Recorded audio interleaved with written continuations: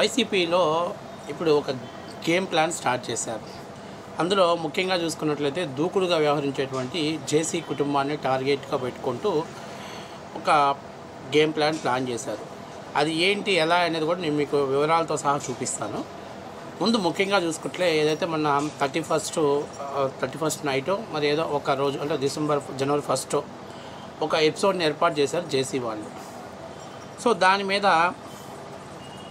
ఒక పొలిటికల్ నాయకుడు ఒక ప్రోగ్రామ్ని ఏర్పాటు చేస్తున్నాడు అంటే ఖచ్చితంగా అక్కడ కెమెరాస్ ఉంటాయి, అన్నీ ఉంటాయి. ఎక్కడా కూడా ఎటువంటి ఇల్లీగల్గా యాక్టివిటీ జరిగేటువంటి అవకాశం ఎక్కువగా అసలు ఉండదు, జరగదు కూడా. ఎందుకంటే ఇప్పుడు ఒక రాజకీయ నాయకుడు ఇలాంటి వ్యక్తి అని అనుకుంటే అతను తాడిపత్రిలో మళ్ళీ చలామణి అవ్వలేడు కదా. సో అతను ఏంటి న్యూ ఇయర్ సందర్భంగా ఒక ఒక ఒక గెట్ టుగెదర్ కార్యక్రమాన్ని ఏర్పాటు చేసుకున్నారు. అందులో జేసీ వాళ్ళ కుటుంబ సభ్యులు అంటే వాళ్ళ ఆడవాళ్ళు కూడా ఆ కార్యక్రమంలో పార్టిసిపేట్ చేస్తున్నారు. సో అలాగే జేసీ అభిమానులు, వాళ్ళ కార్యకర్తలు, అలాగే మహిళలు వాళ్ళందరూ కూడా అందులో పార్టిసిపేట్ చేస్తారు. సరే, ఏదైనా ఒక ప్రోగ్రాం సరదాగా జరిగేటువంటి ప్రోగ్రాం అది. సో అక్కడ కెమెరాస్ ఉంటాయి. ఎందుకంటే ఆయన చేసేటువంటి దాన్ని ఆయన మళ్ళీ ఆ వీడియోని రికార్డ్ చేసుకొని వాళ్ళు ఎఫ్బీలో వదులుతారు. అట్లా అన్ని జరుగుతాయి. కెమెరాస్ కూడా ఉంటాయి, అన్నీ రన్నింగ్ అవుతాయి. ఎక్కడా కూడా ఎటువంటి అవాంఛనీయమైన సంఘటన జరిగేటువంటి అవకాశం ఉండదు. అలాంటి జేసీ కుటుంబం అంటే తాడిపత్రిలో అందరికీ తెలిసిన విషయమే. ఈరోజు కాదు, వాళ్ళు ఎప్పటించో కూడా రాజకీయాలు చేస్తున్నటువంటి కుటుంబం. అలాంటి కుటుంబం ఒక 60 ఏళ్ళ నుంచి వాళ్ళు రాజకీయాల్లో ఉన్నారేమో అని అనుకుంటున్నాను నేను. ఎందుకంటే కాంగ్రెస్ ప్రభుత్వం నుంచి కూడా వాళ్ళు కొనసాగే. సరే, ఒక 45 ఏళ్ళు వేసుకో, 45 ఏళ్ళు వేసుకుందాం. 45 ఏళ్ళ రాజకీయాలలో ఎప్పుడైనా కుటుంబం మీద ఎప్పుడైనా ఇలాంటి ఆరోపణలు వచ్చాయి? అసలు ఇలాంటి ఆరోపణలు కానీ వాళ్ళు అంటే ఏదో అంటే వాళ్ళు చెప్పిన ఆమె ఏం చెప్పిందని కానీ కొంచెం మాట్లాడుకునే ముందు నిజంగా అలాంటివి ఎప్పుడైనా ఆరోపణలు ఆ కుటుంబం మీద వస్తే తాడిపత్రిలో ఆ కుటుంబం అంత బ్రాండ్గా ఉండదు కదా. ప్రత్యర్థులకు ఒక అవకాశం ఇచ్చిన వాళ్ళు అవుతారు కదా. సో కాబట్టి వాళ్ళు చాలా జాగ్రత్తగా ఉంటారు. కాకపోతే రాయలసీమ కల్చర్ ఏంటనంటే ముఖ్యంగా తాడిపత్రి జేసీ కుటుంబం అంటే ఒక సరదాగా ఏదైనా ప్రతి కార్యక్రమాన్ని కూడా ప్రతి పండుగని ఒక ఆహ్లాదకరంగా జరుపుకోవాలనే ఉద్దేశంతో వాళ్ళు జరుగుతూ ఉంటాయి. ఇక్కడ పోలీసులు ఉన్నారు, అట్లాగే మీడియా ఉంది, అట్లాగే జేసీ కుటుంబ సభ్యులు వాళ్ళ భార్య, అలాగే వాళ్ళ కోడలు, వాళ్ళ సతీ అందరూ వాళ్ళకి సంబంధించినటువంటి కుటుంబ సభ్యులందరూ కూడా ఆ కార్యక్రమానికి హాజరయ్యారు. అలాంటి కార్యక్రమానికి ఆంధ్రప్రదేశ్లో లేనటువంటి మహిళలు, ఎక్కడో తెలంగాణలో ఉంటున్నటువంటి మహిళలు, మాధవీలత గారు కానివ్వండి, లేకపోతే ఇంతకుముందు మన యామిని గారు కానీ ఇద్దరు మాట్లాడేటప్పుడు దానికి ఎవరు వెళ్ళకండి, అక్కడ మహిళలకి అసభ్యకరంగా ప్రవర్తిస్తారు, మహిళల్ని చులకన భావనంగా చూస్తారు అంటే అక్కడ జేసీ కుటుంబంలో ఉన్నటువంటి వాళ్ళ భార్య, వాళ్ళ పిల్లలు వాళ్ళందరూ కూడా పార్టిసిపేట్ చేస్తున్న కార్యక్రమంలో పార్టీ కార్యకర్తల యొక్క మహిళల్ని అసభ్యకరంగా ఎందుకు ప్రవర్తిస్తారు? దీన్ని ఎందుకు ఉద్దేశపూర్వకంగానే మీరు చేయాలనుకుంటున్నారు కాబట్టి ఎవరినో ఒకరిని టార్గెట్ చేయాలి. మీకు అంతా ఇప్పుడు మీరు బీజేపీ పరంగా మీ ఎజెండా ఉంటే హైదరాబాద్లో 31st నైట్ పబ్బుల్లో గబ్బు డ్యాన్స్లు వేసుకునే వాళ్ళు చాలామంది ఉన్నారు. పబ్బుల్లో సంస్కృతిని అంతా నాశనం చేస్తూ విచ్చలవిడిగా మాట్లాడుతూ ఇంకా వాళ్ళ ఇష్టాసారంగా వ్యవహరిస్తున్నటువంటి వాళ్ళు చాలామంది ఉన్నారు. కాబట్టి మీరు ఏదైనా చేయదలుచుకుంటే నిజంగా మీరు కల్చర్ని బాగు చేయాలనుకుంటే ఖచ్చితంగా 31st పబ్బుల్లో ప్రతి పబ్లోకి వెళ్తే మీరు మద్యం సేవిస్తున్నటువంటి ఆడవాళ్ళు ఉంటారు, అలాగే పొట్టి డ్రెస్సులు వేస్తున్నటువంటి ఆడవాళ్ళు ఉంటారు. అంటే భారతీయ సంస్కృతిని వినాశనం చేసే విధంగా ప్రవర్తిస్తున్నటువంటి మహిళలు, మేబీ వాళ్ళకి జాబ్ కల్చర్ వల్ల మరి ఇతర కారణాల వల్ల, సరే వాళ్ళ వ్యక్తిగత స్వేచ్ఛ ఏదో ఒకటి ఉంటుంది. మీరేమన్నా సమాజాన్ని ఉద్ధరించాలనుకుంటే, నేను అంటుంది ఏంటంటే ఇప్పుడు ఎవరికి మనం సజెషన్ చేసే స్థాయిలో లేము. కాకపోతే ఒకటి, మన యొక్క సంస్కృతిని అర్థమయ్యేలాగా చెప్పే స్థాయిలో ఉన్నామని తప్ప నుంచి ఎవరిని కూడా మనం దండించే స్థాయిలో లేము. ఎవరినైనా మాట్లాడామనుకోండి, నాకు ఎలా జీవించాలో నాకు సుప్రీంకోర్టే నాకు కల్పించినటువంటి హక్కు, మీరేంటి ఆయన గురించి మాట్లాడేదని అంటారు అనే పరిస్థితి ఇప్పుడు చాలా స్వతంత్రం వచ్చేసిన పరిస్థితి. కాబట్టి మీరు ఏమైనా ఉద్ధరించాలనుకుంటే అక్కడ చేయొచ్చు. కేవలం జేసీ ప్రభాకర్ రెడ్డి గారు తలపెట్టిన కార్యక్రమాన్నే మీరు దాని గురించి మాట్లాడటం అంటే దాని ముఖ్య ఉద్దేశం కూడా ఏంటంటే వైఎస్ఆర్సీపీ వాళ్ళు వెనకుండా నడిపించినటువంటి ఒక తతంగం.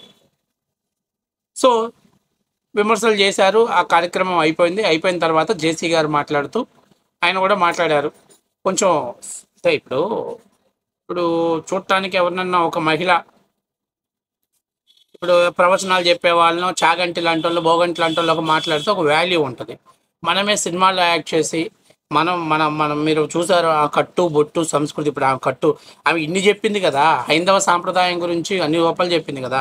ఆమె కట్టు బొట్టు కూడా మనం ఇప్పుడు చూస్తే మనకు అర్థమైద్ది, ఎవరు ట్రాప్ చేశారనేటువంటిది కూడా అర్థమైపోతుంది. మరి మనలాంటి వాళ్ళు నీతులు చెప్తే ఎలా ఉంటుంది? కాబట్టి ఆయన మాట్లాడేటప్పుడు కొంచెం ఫేస్ వాల్యూ ఉన్న వాళ్ళని, సమాజానికి ఉపయోగపడిన వాళ్ళని, గతంలో వాళ్ళ మీద ఎటువంటి ఎలిగేషన్స్ రానటువంటి వాళ్ళు, లేకపోతే హిందూ సాంప్రదాయాన్ని ప్రజల్లోకి తీసుకెళ్తున్నటువంటి వ్యక్తులు ప్రవచనాల ద్వారానో లేకపోతే ఇంకేదైనా భక్తి మార్కులు తీసుకుని వాళ్ళు అలాంటి వాళ్ళు మాట్లాడేటట్టు చూడండి రా బాబు, కొంచెం వాల్యూ ఉంటుంది అని చెప్పి ఆ మాట కూడా మాట్లాడాడు. సో మాట్లాడటం అనేది ఆయన, ఎందుకంటే ఆయన కుటుంబ సభ్యులు పార్టిసిపేట్ చేస్తున్న దాంట్లోనే మీరు అక్కడ ఏదో జరిగిపోతుందని చెప్పేసి మీరు అన్నారంటే మీకు ఆలోచన ఎవరి ద్వారా క్రియేట్ చేశారు? అంటే ఆయన భార్య పిల్లలు వాళ్ళందరూ ఉండగానే, అలాగే అక్కడ ఉన్నటువంటి కార్యకర్తల భార్యలు వాళ్ళ పిల్లలు ఉండగానే అసభ్యకరంగా ప్రవర్తిస్తే రేపు ఆయన తాడిపత్రులు ఎలా చలామణి కాగలుగుతాడు? కాకపోతే కొంచెం జోయల్గా ఉండేటి మనిషి, సరదాగా ఉండేటి మనిషి, దేన్నైనా ముక్కుసూటిగా మాట్లాడతాడు, దేన్ని కూడా మనసులో పెట్టుకోకుండా మాట్లాడతాడు. సో నేను ఇప్పుడు ఇక్కడ ఒక వ్యక్తి గురించి, ఇప్పుడు భారతదేశంలో నిన్న 31st నైట్ ఆంధ్రప్రదేశ్లోను తెలంగాణలోను విపరీతమైనటువంటి మందు కల్చరు, పబ్బు కల్చరు ఇవన్నీ కూడా ఉంటే వాటన్నిటిని వదిలేసి ఒక జేసీ ప్రభాకర్ రెడ్డి నడుపుతున్నటువంటి ఫ్యామిలీ గెట్ టుగెదర్ ప్రోగ్రామ్స్ మీద మీరు విమర్శలు చేయటం అని అంటే మీ వెనకాల ఎవరు ఉద్దేశపూర్వకంగా నటించారు, ఎవరు ఉన్నారనేది మీరు సమాధానం చెప్పాలి. ఒకటి. రెండవది, ఇప్పుడు ఆంధ్రప్రదేశ్లో బీజేపీ తరపున కొంతమంది మహిళా మోర్చా అధ్యక్షురాలు ఉన్నారు, మరి వాళ్ళు స్పందించకుండా ఎక్కడో తెలంగాణలో ఉన్నటువంటి మీరు కేవలం జేసీ మీద మాట్లాడటానికి మీ వెనక స్క్రిప్ట్ ఎవరు నడిపించాడు ఏంటనేది కూడా మీరు దాని గురించి కూడా చెప్పాల్సిన పరిస్థితి ఉంది. కాబట్టి ఆయన దాని మీద మాట్లాడిన తర్వాత దాన్ని అపాలజీ చెప్పుండొచ్చు, కానీ ఆయన కుటుంబాన్ని నువ్వు వీడియోలో మాట్లాడినప్పుడు ఏమన్నావు? తాడిపత్రి మహిళలు ఒక్కరే ప్రతివతలు, తాడిపత్రి మహిళలు ఒక్కరే ఆడవాళ్ళు అంటే నువ్వు మాట్లాడటంలో తప్పు లేదు. నువ్వు జేసీ గారి గురించి మాట్లాడితే బాగుండు, కానీ తాడిపత్రి మహిళలందరి గురించి ఎందుకు మాట్లాడుతున్నావు? అక్కడ ఒక కార్యక్రమాన్ని ఇన్వైట్ చేశారు, మాట్లాడారు. సో ఇప్పుడు మాధవి గారికి ఫస్ట్ పేమెంట్ ఒక స్క్రిప్ట్ ఇచ్చారు. ఆ స్క్రిప్ట్లో ఆమె ఏం మాట్లాడారో ఆ మాట్లాడిన వీడియో కూడా వైఎస్ఆర్సీపీ ఛానల్కి అనుకూలమైనటువంటి గ్రేట్ ఆంధ్ర వాళ్ళ దాంట్లో పబ్లిష్ చేశారు. సో అవి ఏం మాట్లాడారో ఒకసారి మనం చూద్దాం. అందరికీ నమస్తే. నిద్ర లేవగానే బోలెడని మిస్ కాల్స్ అనమాట. వాట్సాప్ ఓపెన్ చేయగానే సో ఆయన ఎవరో ఒక పెద్ద మనిషి, వయసు అయిపోయిన ఆయన నా గురించి చాలా పచ్చి పచ్చి బూతులు మాట్లాడుతూ కనిపించారు. ఆయన సంస్కారవంతమైనటువంటి భాషకి నా మనస్ఫూర్తిగా ధన్యవాదాలు. నా మీద కేసు కూడా ఫైల్ చేశారట, మరి నాకైతే తెలీదు.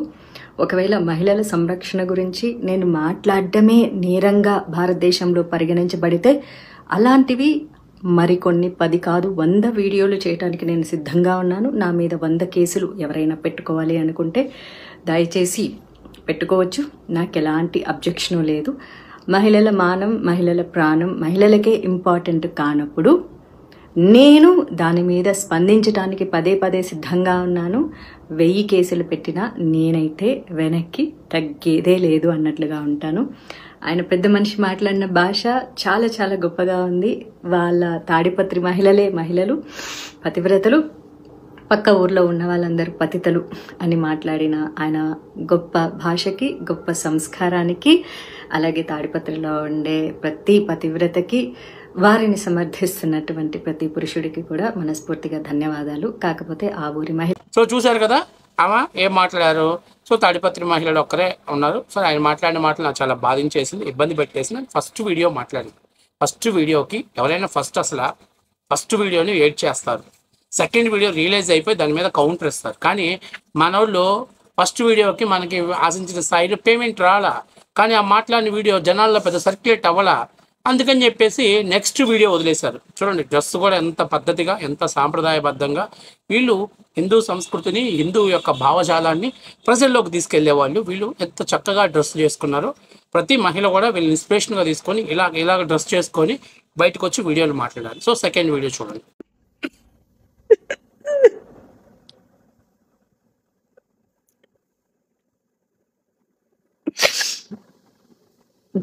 చాలా ట్రై చేశా, నార్మల్గా ఉందామని, కానీ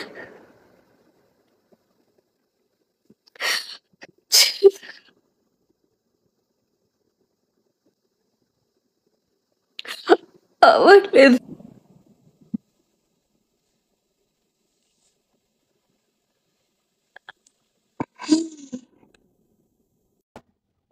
సో ఆర్టిస్ట్కి ఉన్నటువంటి నవరసాలు పండించడంలో కూడా, ఎందుకంటే గతంలో ఆమె కూడా సినిమా ఆర్టిస్ట్ కాబట్టి నవరసాలు పండించింది. సో సెకండ్ వీడియోలో కూడా అద్భుతంగా వేడ్చారు. ఎంత కంట్రోల్ చేసుకుందామన్నా నా వల్ల కాలేదని చెప్పింది. ఫస్ట్ వీడియోనేమో సాధారణంగా కౌంటర్ ఇచ్చేసింది. సో సెకండ్ వీడియోని ఆమె ఏడ్చేయడం జరిగింది. సో జేసీ ప్రభాకర్ గారు ఆమె క్షమాపణ చెప్పారు. సో క్షమాపణ చెప్పిన తర్వాత ఈమె గుండెల్లో కత్తులు దిగుతున్నాయి అవి. అబ్బా ఏం మాట్లాడాడు జేసీ అని చెప్పేసి.